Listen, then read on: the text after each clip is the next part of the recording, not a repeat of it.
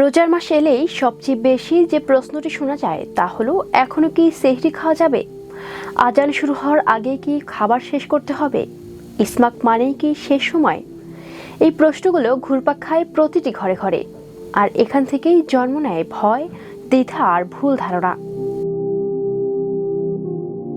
অনেকে অজান্তেই সেহরির সময় কমিয়ে ফেলেন, আবার কেউ রোজা নিয়ে দুশ্চিন্তায় পড়েন। অথচ ইসলাম কোনো কষ্টের ধর্ম নয়, বরং সহজতার ধর্ম। সেহরির শেষ সময় নিয়ে কুরআন ও হাদিসে বিষয়টি একদম পরিষ্কারভাবে বলা হয়েছে, কিন্তু আমরা অনেক সময় তা ঠিকভাবে জানি না।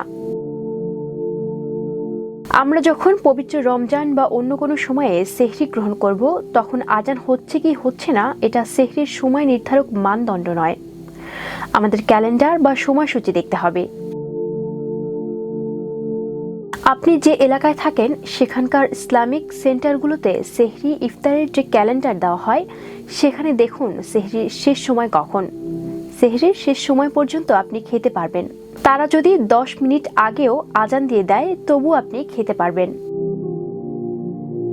আজান উদ্দেশ্য নয়, বরং সেহরির শেষ সময়টি কখন সেটি আপনি খেয়াল করবেন। ধরুন সেহরির সময় শেষ হবার 10 মিনিট পরেও যদি আজান দেয়, তাহলে তো আর আপনার রোজা হবে না। এই জন্য আপনাকে টাইম টেবিল লক্ষ্য করতে হবে, আজান নয়। আবার অনেক সময় দেখা যায় কেউ কেউ মাইকে সেহরি বন্ধ করার ঘোষণা চলা অবস্থাও চা পান করেন অথবা পান চিবিয়ে থাকেন, এরপর তড়িঘড়ি করে কুলি করে নেন। এখন প্রশ্ন হতে পারে, উল্লেখিত কাজ যদি কোনো রোজাদার করে থাকেন, তাহলে তার রোজা কি বৈধ হবে? শরীয়তের দৃষ্টিতে এদের রোজার বিধান কি?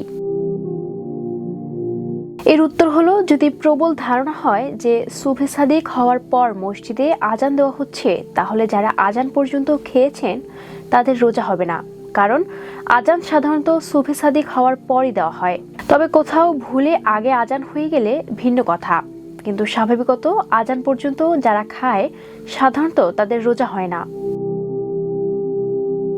সুবহে সাদিক হওয়া পর্যন্ত সেহরির সময় বাকি থাকার ব্যাপারে সংশয়যুক্ত সময়ে পানাহার করা মাকরুহ।